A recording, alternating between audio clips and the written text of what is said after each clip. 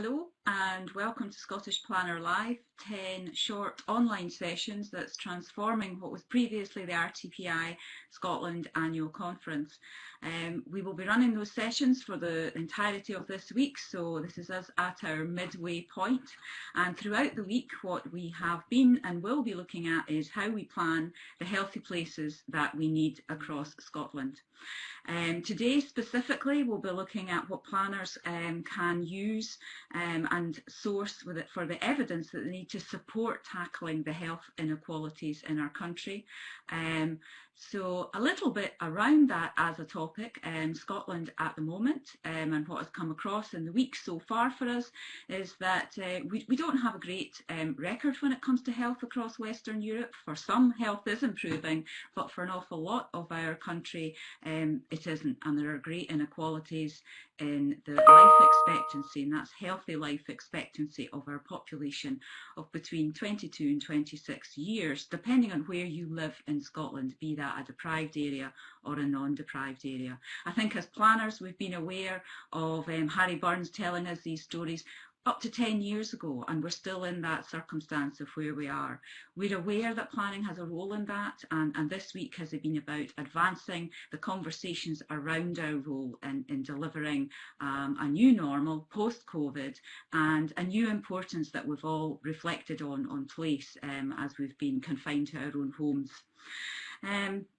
I'm Irene Beautyman. I'm the RTPI convener in Scotland for 2020, but my own day job as well means that I am very close to this topic. I work for the Improvement Service, which helps local government to deliver on national outcomes and our country's public health outcomes, because they are our countries, not being set to the NHS or to Public Health Scotland to deliver upon.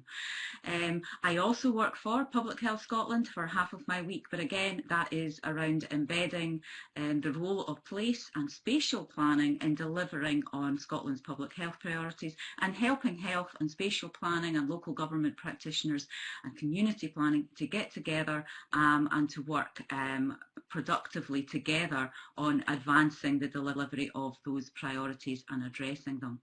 Why we need to work together is because of what place is about. As planners, we are very involved in that part of place that is about the physical environment. That is our new defined set system of what our planning system is about. So we are aware of that, and we do that to have an impact on people. But we also are aware that we impact on an economy, on jobs, on investment, how people invest in an area, how popular an area is will depend very much how much people are prepared to invest in an area also.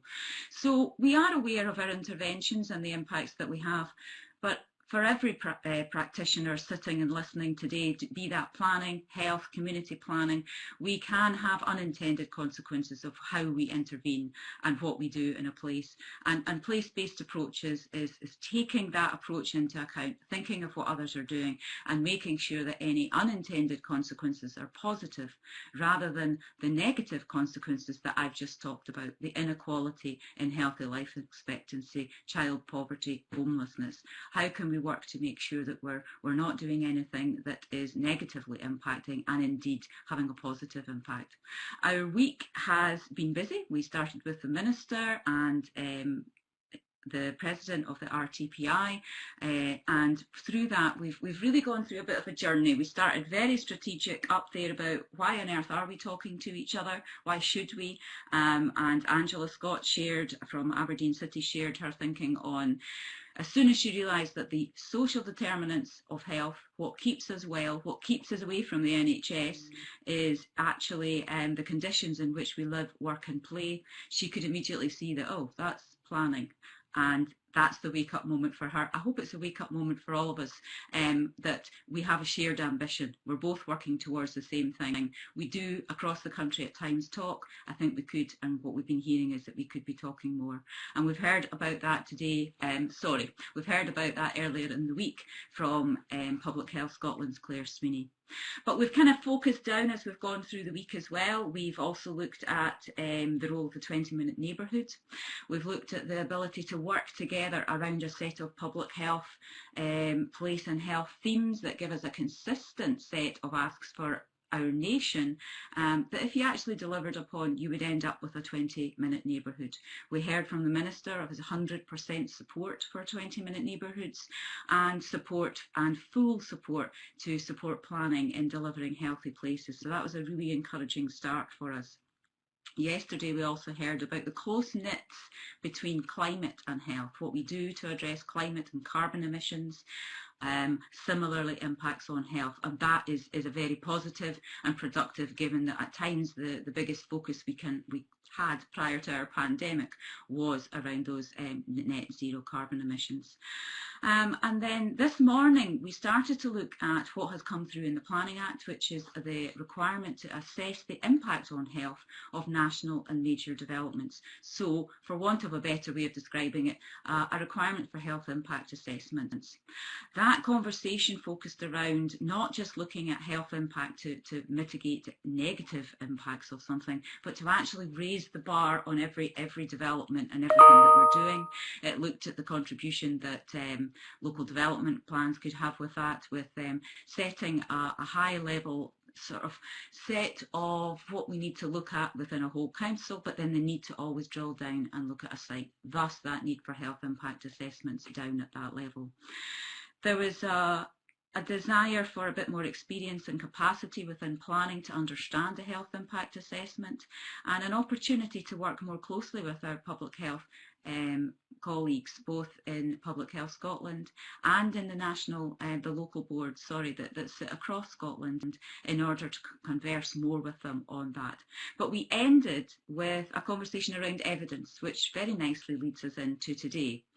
So today, in order to look at that evidence and what can planners do to build, use and source the evidence that we need in order to support us in the ask from the Act and the National Planning Framework around delivering on health and around reducing inequalities, that being health being one of them. We are joined today by Bruce Whyte, who is the Public Health Programme Manager from Glasgow Centre for Population Health, and also by Aude Bicquelet-Lock from the RTPI, and Aude is the department head in policy and research, and will be sharing her insight into health research. So we're very much getting to that point of what I'm aware of within my day job, that we have a new ask of us in planning to take account of far bigger account of health and health outcomes, but we tend to have particularly a local development plan system that is very informed by household forecasts and population forecasts, and we spend a lot of time debating around those. And I'm not sure how much information we bring in that is actually about the health of our population. We are well informed when it comes to the likes of biodiversity. There's an awful lot more data. This isn't just my perception. We recently did a 100% survey of all of the local development plan leads, and that's what they told us. The lack of information and evidence on health is something that they can see as a crucial gap that needs to be filled. So I'm delighted that we have speakers today that will be able to share their insight into where they think we should be looking and what our priorities should be. As our speakers are presenting, there's an opportunity for you to ask questions. A Q&A box will come up, and I urge you to get questions in as quickly as possible. And apologies if there's a lot, we shall simply have to pick a few. We tend to only really get through 2 or 3, but it's really interesting to get them up on the screen, because we've found we can actually merge them together, which is very useful. A final reflection as you're listening to this is to be aware it's being recorded, and those recordings will be going up and will be emailed out to you, the link to them, later on this week or beginning of next week, depending on when they're going up. The ones from Monday are already up there. So if you're missing some sessions, or you want to re-watch, or you felt that was a good session, I really wish that person could have seen it, then there'll be opportunity to do that, and there'll be an email coming your way, so please do look out for it. So without any further delay, I shall pass over to Bruce Whyte from the Glasgow Centre for Population Health. Bruce, over to you. Thank you, Irene. And good afternoon, everyone. It's a little bit weird doing this virtually. So I've got 10 minutes to try and unpack quite a complicated question here. In fact, I think there's 3 questions probably in the one question.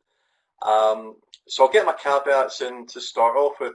In my 12 years at the Glasgow Centre for Population Health, I've done quite a lot of work describing health and quite a lot of work on active and sustainable travel, and less work with planners. So this isn't going to be a comprehensive kind of 10-minute talk. It was going to be very much biased by my own experiences in the studies I'm aware of. But I think we are starting to connect planning, health and place, and I think that's really happening through things like the place standard, use of the place standard. I think Scotland performs, encourages us to think holistically.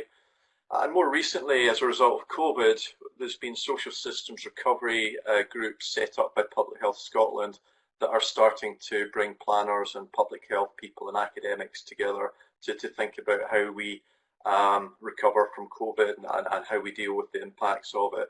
But clearly we need to do a lot more of this collectively. I think if you look at policy, and these are just a few snapshots of recent documents to do with climate change, the climate change plan, Cleaner Air for Scotland, the place standard itself, the new national transport strategy, a vision for a more active Scotland. You can see a lot of read across between health, environmental and planning policy there, and hopefully also in the forthcoming national planning framework. So I think the policy is kind of starting to align quite well. But I'd like to kind of take a step back or step aside and just sort of let you think about, well, what would be a place that would be a nice place to live in, that would be health promoting, salutogenic, to use a fancy term. So this is a slightly old slide. I've tried to convince my family to pose for a 21st century version, but I haven't been successful with that so far. But if you lived in a pleasant environment like this, it would probably encourage you to walk and cycle and to wheel around your local neighbourhood a lot more. And there's lots of benefits to be had from that. Just being active, being physically active is good for your cardiovascular system, it's good for your mental health. You're clearly not creating air pollutants, you're not contributing to carbon emissions, you're strengthening your bones, and therefore you're reducing the chance of injury. And you might well meet people and have a chat with people, and there's benefits there in terms of just social interaction. And I think the one other point I'd make, and there's a very interesting set of little icons beside lower infrastructure costs, is the cost of building active travel infrastructure is minuscule in comparison, for instance, to building a motorway across a city. So this is very, very doable. It makes sense. Of course, there's the opposite. And this is an image that I think we're probably all too familiar with. And there's lots of negative health impacts from the current way that we travel, the current transport system that we use. So we need to address that. When we're thinking about the impact of planning and health, I think this is actually very difficult to do. It's difficult to measure precisely, but we can look at the systems that we've designed and we can assess their impact. And there's lots of questions we could ask. You know, how are our efforts to regenerate communities, have they improved their health? And that's actually a very difficult question to answer. How is the current transport system impacting health inequalities? Well, we know there's lots of inequalities built within the current transport system. So there's lots of things I think we would want to deal with there. How have we dealt with vacant and derelict land? Well, the image to your left here is an image of green space and vacant and derelict land in the east of Glasgow, and about 10% of the whole land area of the east of Glasgow is vacant and derelict land. So we've got a big problem there currently, and a lot of people live close to vacant and derelict land. We might ask, where's housing been built? What about its quality? What's been its impact on the environment and on emissions of people living there? And we might also ask questions about the impact of out-of-town developments and transport choices. So these are just examples of questions that we might be wanting to answer. Turning back to transport, I think we can see that, as Irene said earlier, a lot of kind of policy is moving in the right direction. A lot of policy is saying we need less cars on the road, we need more active and sustainable transport. A lot of interest in the concept of a 20-minute neighbourhood, and there's multiple co-benefits from that, which I'm sure you've heard. You know, the benefits to physical and mental health of not using a car, being able to walk and cycle around your neighbourhood, or take a good quality public transport option. Reduce carbon emissions as well, better air quality, improved livability, and more social interaction. And the images here just illustrate some of this kind of infrastructure that's been built in Glasgow over the last few years. So I'm going to now take you into a kind of few studies. These are very specific to work that I've been involved in mainly, but hopefully they're illustrative of what we can learn from evidence. So the first one is actually findings from 3 different studies that we've done over probably a period of about 10 years in Glasgow. So, for example, we know that cycling levels in Scotland are probably rising. The information on that isn't brilliant, but we think they're rising. But we also know that serious cycling casualties are also rising. Secondly, we know that we can get people who are least likely to cycle onto a bike, but once they've done that, we know that their safety concerns rise, probably because they have to share a road with other motorised vehicles, and that doesn't feel safe. And we know that cyclists and pedestrians find paths separated or away from traffic much more pleasant and much more safe. They're much more likely to use them. So we need safer infrastructure. So that's an example of learning from putting together learning from a number of studies. This is a question about green space, but sometimes we need to measure things to know what's important and to show what's important. And so I'm going to give you an example of how we've tried to measure green space in Glasgow in a couple of slides' time. We need to have robust and well-funded evaluations. I think that chimes with what Irene was talking about health impact assessment. For instance, our interest in Glasgow would be in the impact of the low emission zone in Glasgow, but also of the building of the Avenues programme within Glasgow, and indeed any large infrastructure projects. And an example I would give would be of low transport neighbourhoods. They've been brought in outer London, and there's a recent evaluation of them that's been published. And we also need to be innovative, and I'm going to show you just one of the things we're doing in collaboration with the Urban Big Data Centre at Glasgow University and Glasgow City Council, where we're using CCTV images to count pedestrians.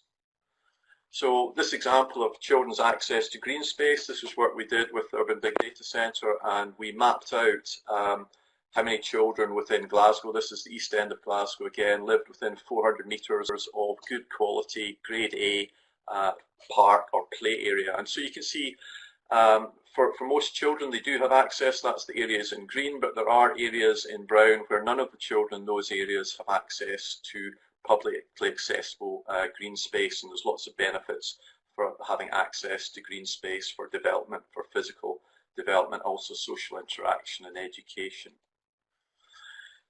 This is an example from Sucky Hall Street. This was the first avenue that was built. We used CCTV images. We put them through an algorithm. That algorithm identifies objects, so we're particularly interested in pedestrians.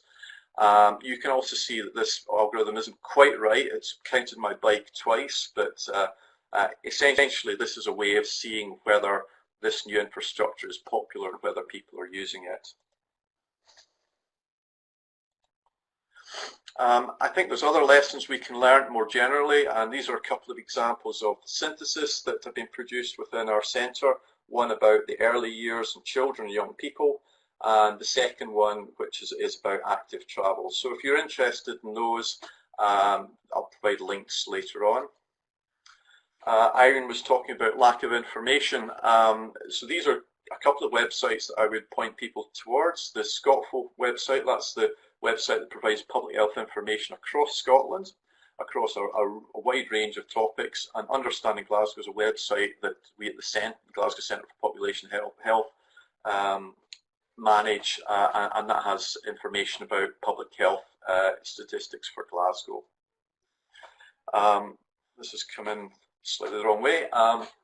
Yeah, if you want to get a better understanding of the wider inequalities and causes of inequalities, I would say the review on the left-hand side by Health Scotland from a few years ago is a really useful and brief introduction to that, and the document on the right is the output from about 10 years of research into excess mortality in Scotland and Glasgow. I'm not suggesting you read it all, but if you look at the policy recommendations, which are over 6 pages, you can see an awful lot of policy suggestions there, recommendations that relate to planning. So that might be something to look at as well.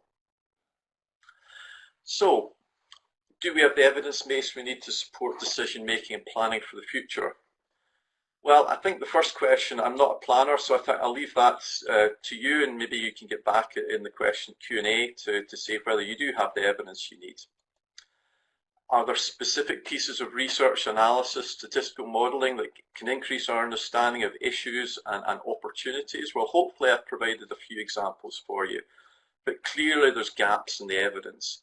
And we need more collaboration, we need more evaluation, and particularly of these large-scale interventions. How can we better articulate the findings to enable better policy and practice? Well, I think what we're doing today, it's about dissemination, about discussion across professions and sectors. It's also about advocacy. And how can we use evidence to influence policy and practice?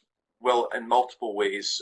In our centre, and I'm sure in the work that you all do, we do talks, we write blogs, we do consultation responses, we give evidence to parliamentary committees on occasion, and we try and engage with politicians. So I think you have to do lots and lots of different things. Here are some links to selected studies I've mentioned, some of the synthesis I mentioned on the left-hand side, and the documents on inequalities on the website as well. So I'll stop there. Thank you very much.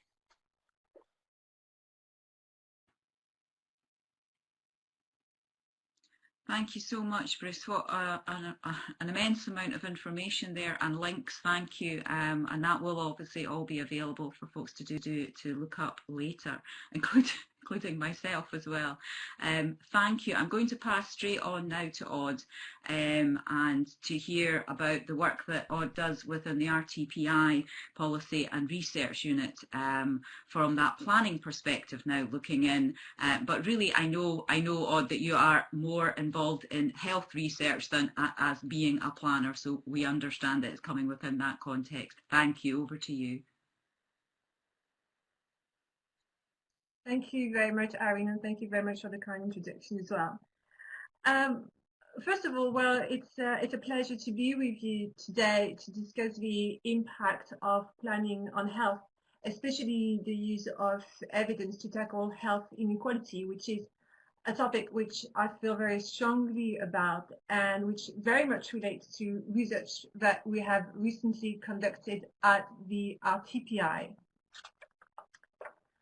Now, you may or you may not be aware that we have recently published a piece of research looking at the best practices that enable healthy placemaking at various levels, local, national, and international. This is a piece of research which is very much part of our campaign, Plan the World We Need.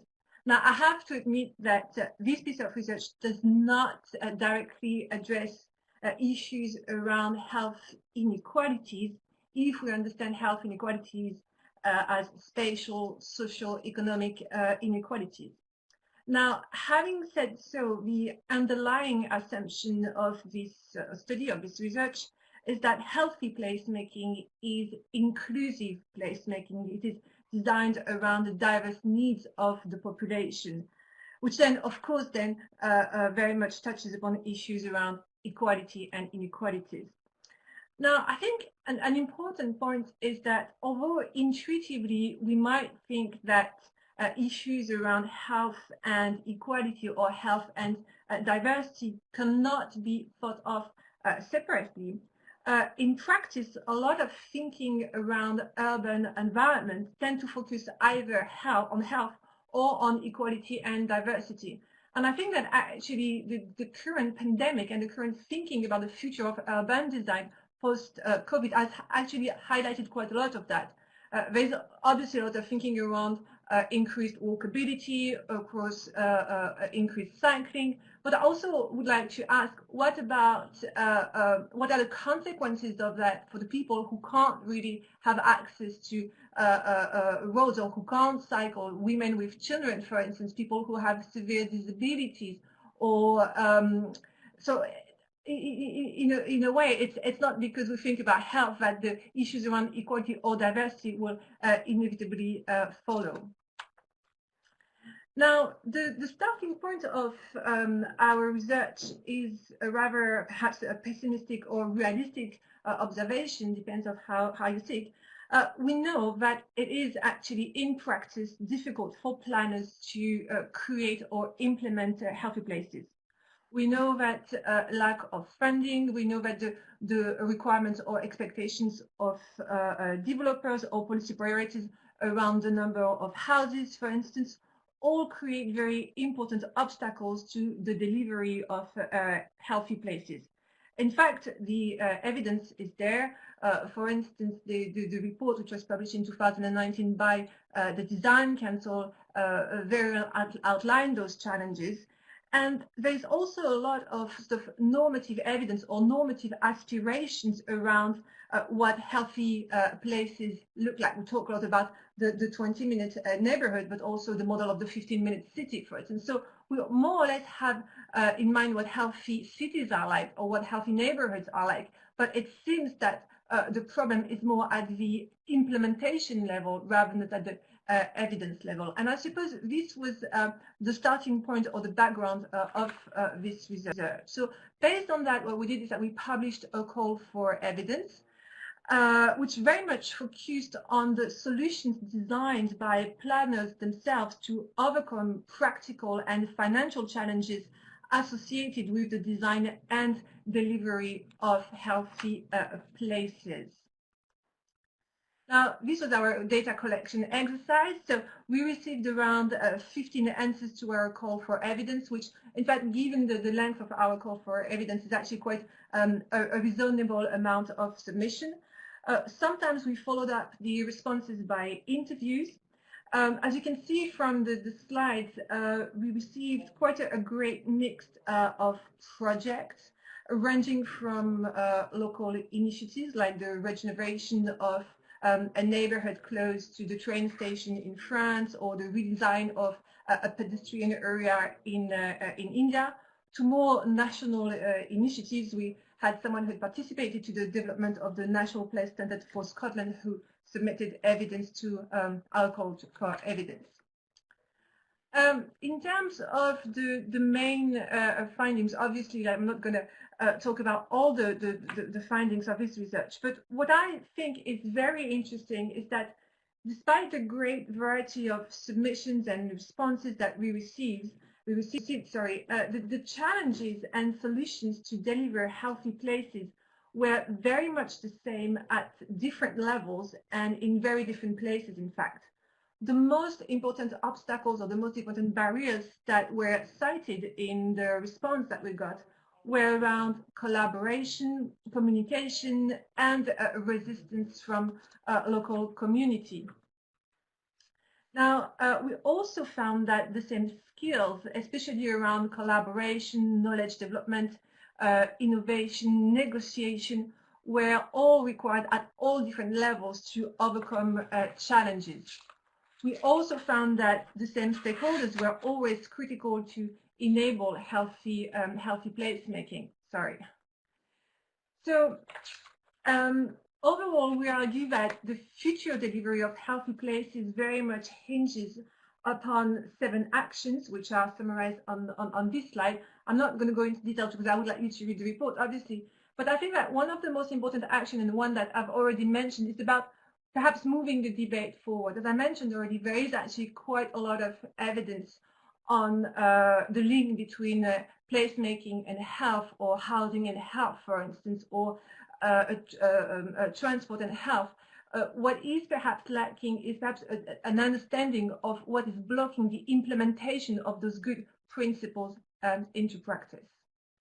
Thank you very much. I will stop here.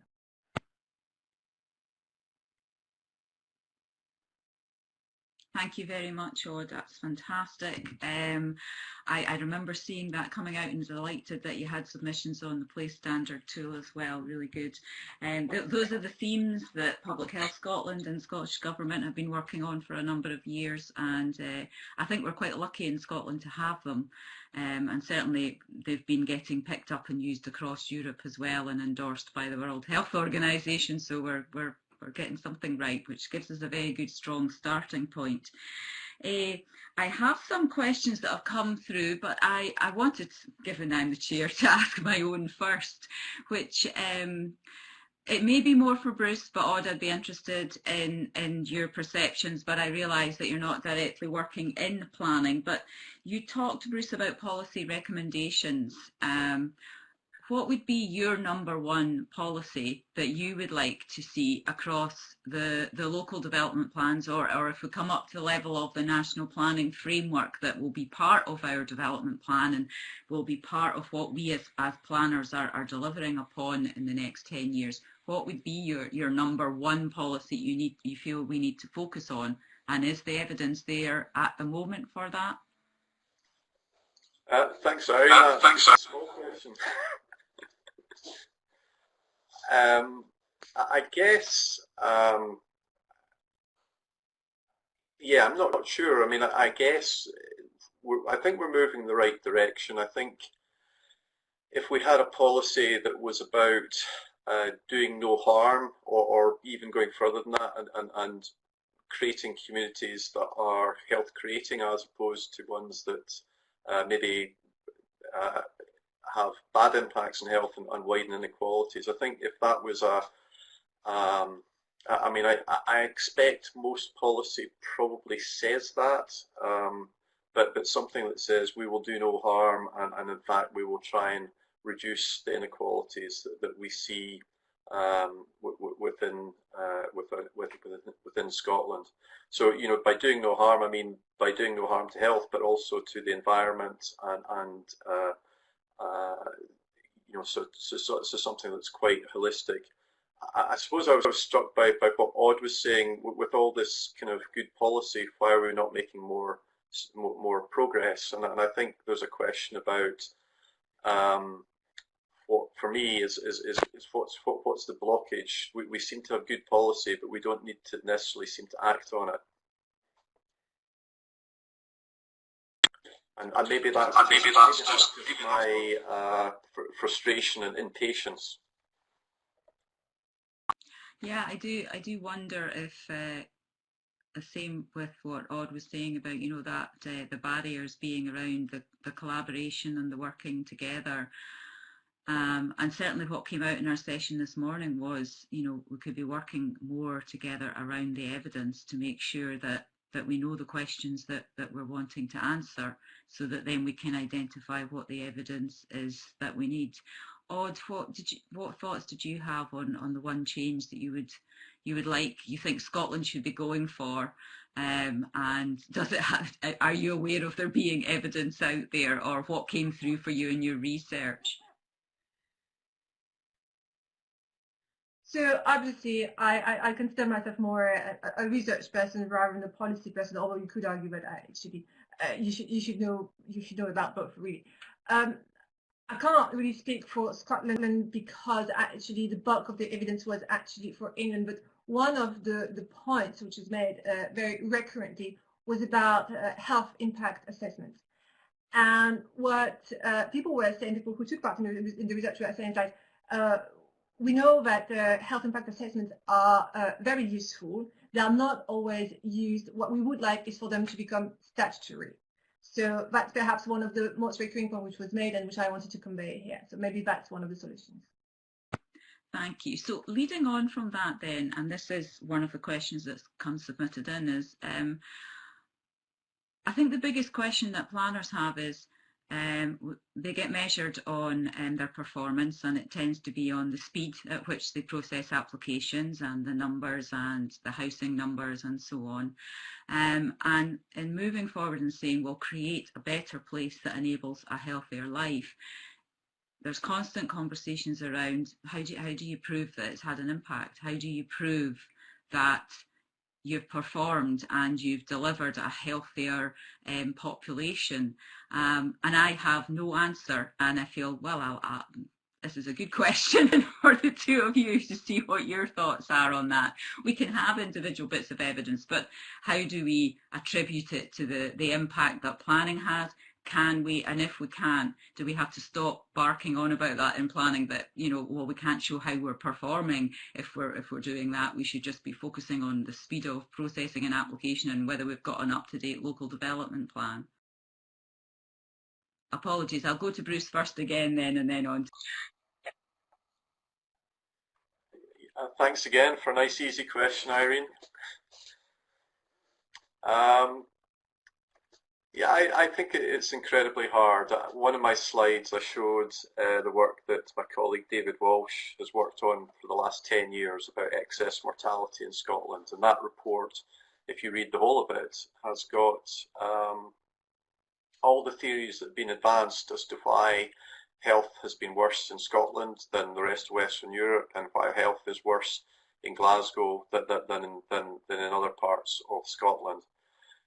And you know, there are some sort of answers to that in the report, but there's not one you know, set of reasons. It's highly complicated, and we live intertwined lives. So yes, a lot of it is down to the distribution of power, resources, and wealth, but it's also, there's elements that are to do with the kind of the environments that we create, which relate back to power and wealth, and so I think it's important that planners think about this. But I think in some ways, if you're saying that you're going to reduce health inequalities solely by planning decision, I think that's unlikely. I think you might help to reduce inequalities, and it's probably you're doing the right thing, and I think there should be a focus on that. But there's lots of other things that you would do further upstream, if you like. So the kind of fundamental things that you would see in David's report and other people is about income, you know, redistributing tax, having a social security system that's actually protects people who are vulnerable, a living wage, etc., etc. And there are policies which relate to planning and the environment as well. So within all of that, I think the important thing would be that you have, whichever area you're working in, if across the public sector, and we can have that as a focus about reducing inequalities, and we all do our bit in our particular areas, then that's going to be helpful. Being able to measure the impact of what you do, I think, is always going to be very, very hard, but we should be trying to do that as well. Okay, thank you. I didn't expect you were going to say we should still be trying to measure the impact. I thought you were going to say that we maybe have to stop being quite so obsessed with that, because it seems like it's quite a difficult thing to do. But can I just come back on that? So one of the things, you know, I think we're interested, as I said in my talk, in the impact of the low emission zone in Glasgow, and there'll be 3 other low emission zones across Scotland. That's a big change. We should try and work out what the impact is on air quality, and we may not be able to unpick that from other effects, but I think we should be trying to see what the impact of policy is. It's just we may not be able to definitively say it's all down to the low emission zone, for example. That's really. okay, no, I'm with you there, that there's maybe a need to, I noticed even in your slides you were saying about, you know, there's evidence and we need more evidence, so there's perhaps longitudinal kind of evidence needed to be collected, as just to use a techie term that I'm picking up, that we need to think about now in order to perhaps show that impact. But pulling out the specifics of what one part of a set of professions in a place have done will always have its challenges. We maybe just have to take a leap. Well, we can take a leap of policy that is evidence-based, but not always be able to measure the individual impact. Aude, can I pass to you for your reflections?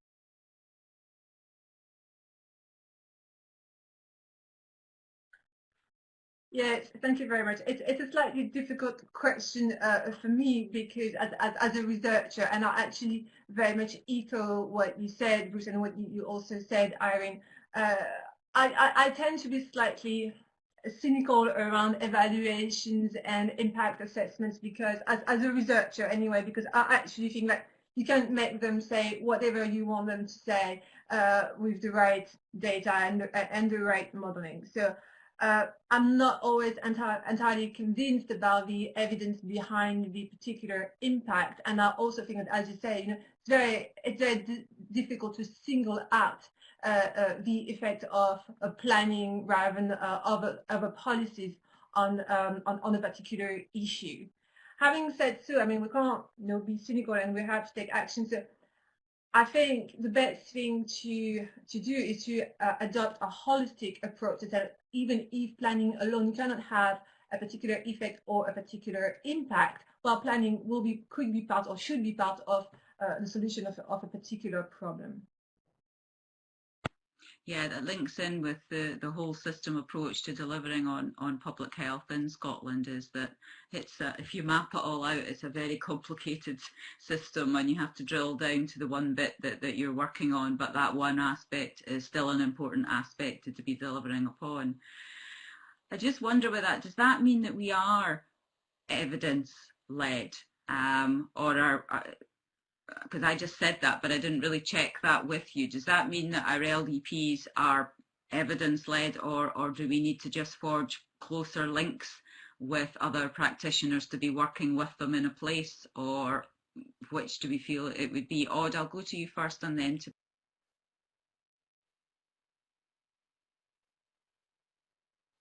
I think it's a very interesting question, and it's one which very much relates to the previous point about evaluations and impact, and proving that planning does make a difference. And I think that perhaps one of the right questions to ask is it really about evidence, or is it more about sort of selling their evidence, or showing or demonstrating, or even just communicating a particular message and saying, oh, look what planning can do, or these are the effect of a particular, I don't know, policy on the environment. I don't know if it's about the evidence or if it's about actually selling the evidence. It becomes a different process, a different problematic. Okay. Yeah, Irene, can I just check? My apologies, there I go, using terminology I shouldn't. Smack my hand. Local development plans, so that's the plans that planning authorities prepare as the spatial iteration of their local outcome improvement plan across all councils and into national parks as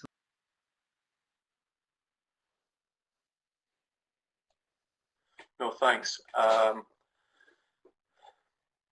Yeah, I think this is where collaboration is probably really important. So you've kind of made very clear that planners focus on getting planning working efficiently and getting decisions taken. I think you're, maybe there's probably a capacity issue there in terms of doing the research yourselves as well, and I think that's probably where collaborating with academics, centres like our own is probably... Yeah, I would agree. Don't try and do the research yourself if there's already the evidence and research there sitting elsewhere. I have quite a specific question. I'm going to have to actually read it off my phone. That you have a Go Well programme which has analysts of change and regeneration areas across Scotland. Are there lessons that could be learned from how that programme has been implemented? So that would be to yourself, Bruce, very specific.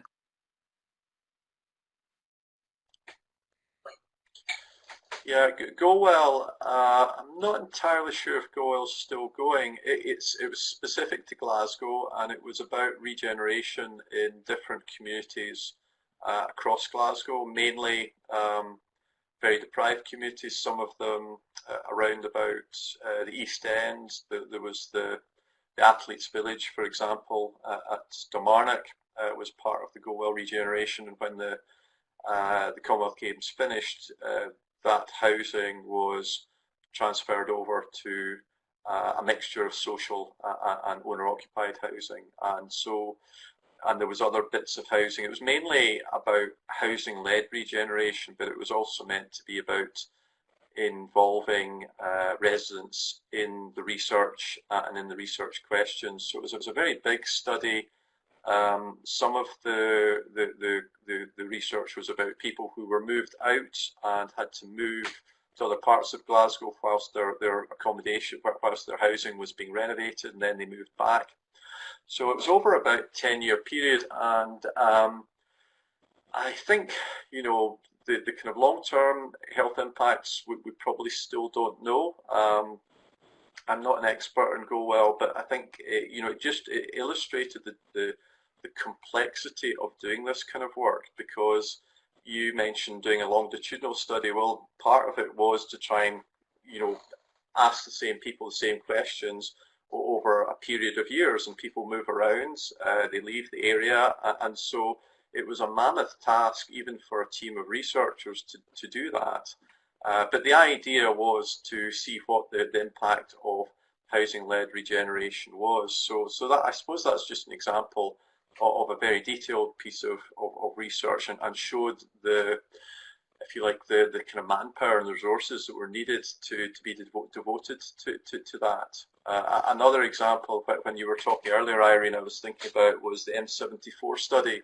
And this was a study that was undertaken, there's details on our website about it, into the impact of the M74 extension and whether there'd been benefits for people who lived near the M74 extension. And there was some communities benefited and others didn't. So again, an example of a very detailed bit of research that went over, I think that was about 5 years, that piece of research, and to do that detailed research took a lot of research money and a lot of research time. So again, it's showing that if you want to do the detailed evaluation, you want to do it well, it's not particularly cheap either. So there's maybe a balance in some cases of...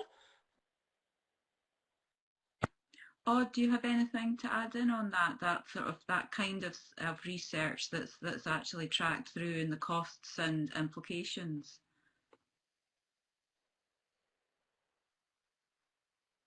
I agree. I mean, oh, sorry, I have a terrible feedback.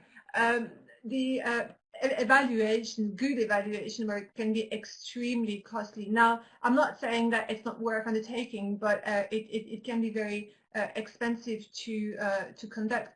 Another problem as well, and I'm not necessarily including myself in this, but a lot of people would actually sort of criticize and not necessarily always see the value of doing something which is very context specific. They say, well, it's all very nice because it applies in this context, but from a pure sort of transferability point of view, it's not going to tell us a great deal more, because if you change that to another context, well, we'll have different impact or consequences anyway. So you also have to take this into account. Having said so, I can totally see the advantages of doing detailed evaluations and cases. They're very rich in terms of data. They can bring a lot of evidence to light. But it's true that they won't convince necessarily everyone, and it can be very expensive. I'm forming my own summaries of each of these sessions. So I was thinking, if I put to you my own summary at the moment of where we are, is that within planning policy,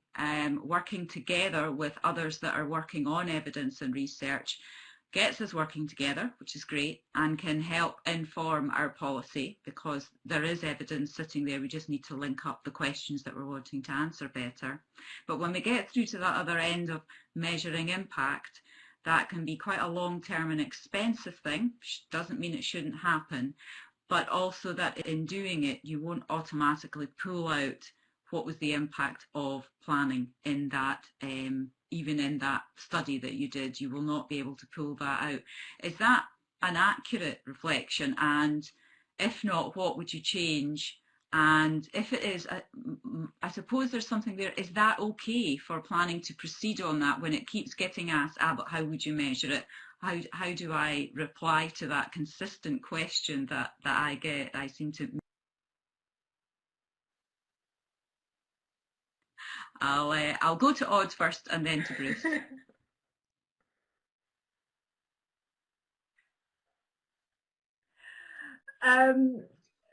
It's a very difficult question to address from a methodological point of view, but also from a policy perspective, because it's not just also a matter of method. I read like in the comments that someone is making the point that a lot of evaluation methodology is based around positivist methodology, RTTs and so on, which are meant to be extremely reliable and perhaps more on the objective rather than subjective side, so extremely reliable.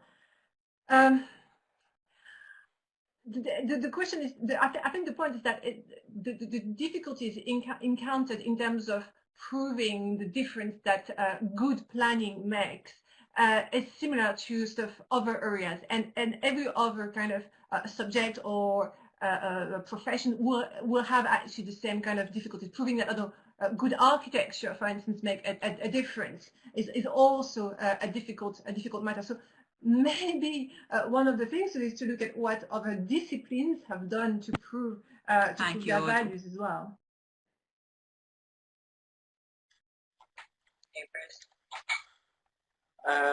So I was thinking about some of the work we're involved in Glasgow, and this isn't funded yet, but we're, as I said in my talk, we're working with Glasgow City Council and the Urban Big Data Centre to look at the impact of the avenues. And at one level, if we find that there's more people walking and cycling, you might say, well, kind of job done, we've done the counts before and afterwards. But there might be other things that might have impacted on that. For example, a global pandemic, which is going to make our analysis incredibly difficult.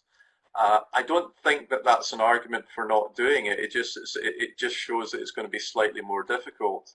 And I think the difference between some of the evaluations we have to do in the real world, if you like, or away from, a drugs trial, for example, where you can do an RCT, is that you can regard these as natural experiments.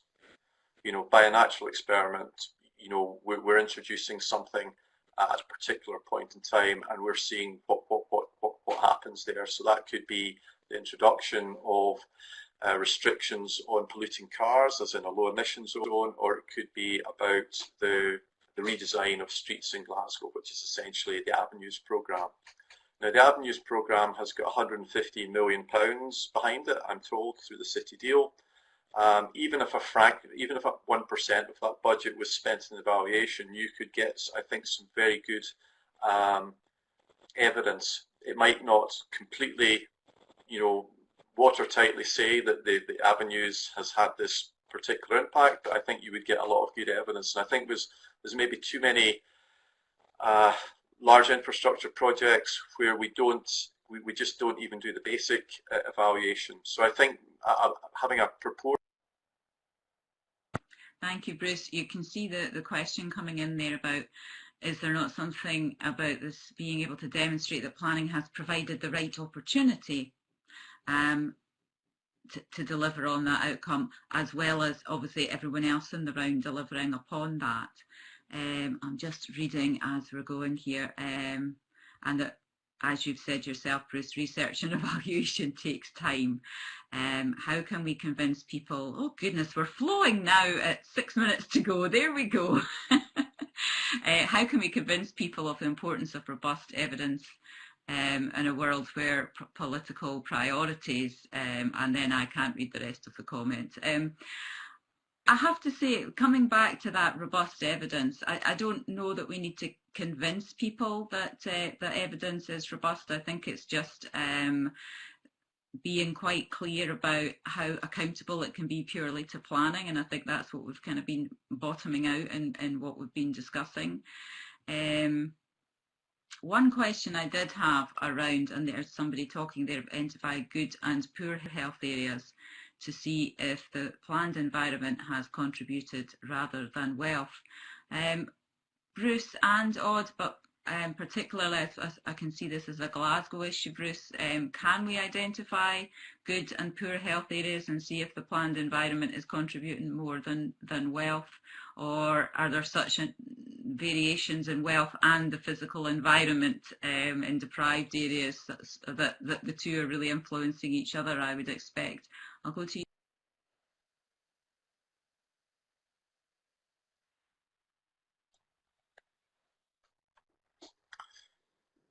I think I'll take your answer, Irene. It is very hard. It is very hard. So I'll give example that I'll give you is if you do regeneration, there was we were involved in a study looking at I think they were called New Life for Urban Scotland areas from the 1990s, and these were areas that essentially areas like Fergusley Park and areas in there was Castlemilk in Glasgow, there was one in Dundee. Now these areas had probably just about all their housing was knocked down and redeveloped, etc. There was a huge amount of, I think it was £500 million was invested in these areas. One of the things that also happened in those areas is that people left the areas. The populations of all those areas are much, much lower. Fergusley Park's population in 1970 was 21,000. It's less than 4,000 now. So you're left with a question here. So if you look at the health stats for Fergusley Park, I don't need to look at them because I know it's one of the most deprived data zones. It comes up every year. The health stats will be pretty appalling. Does that mean that all of that money that was spent in regeneration was wasted and didn't benefit people? Well, maybe, but actually there was a whole bunch of people who had very good facilities in that area. They left that area. They moved somewhere else. We don't know what the health profile of those people who left Fergusley Park and maybe benefited from that regeneration is.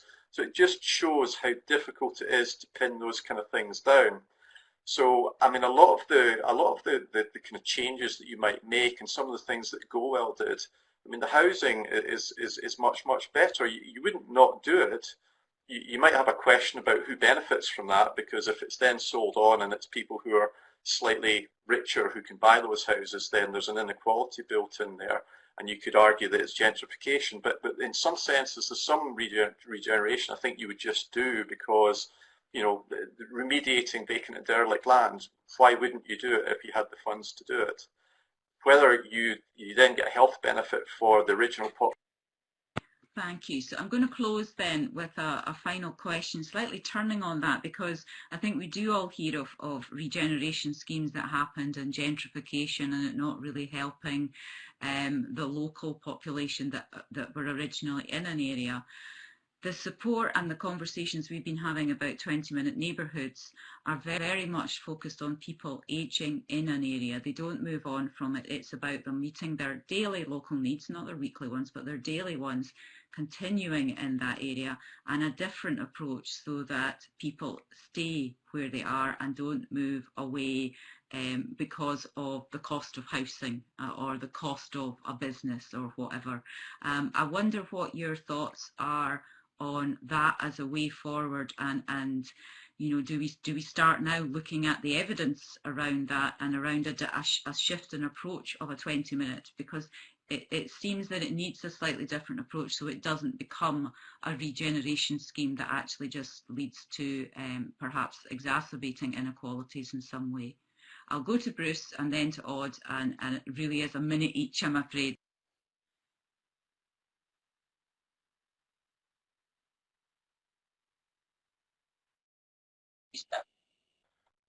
Yeah, I don't know a kind of particularly good answer to this, but as you were speaking, Irene, I was just thinking that actually one metric for a successful 20-minute neighbourhood would be that you actually retain your population. That's a place that people want to stay in, and they. Perfect, thank you. Aude?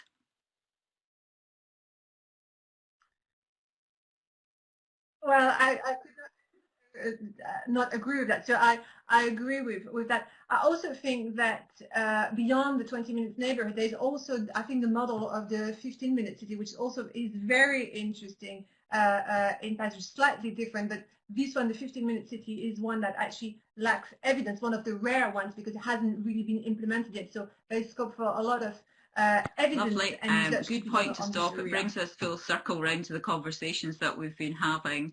Apologies for my difficult questions. I wasn't planning to put you on the spot like that.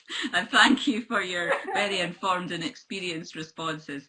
I thank you both for joining us today, Aude and Bruce. Thanks everybody for listening in. We will be back tomorrow when we'll be looking more specifically at active travel and its role, key role really when we're looking at healthy environments. So until then, stay safe everybody, and thank you very much. Bye bye.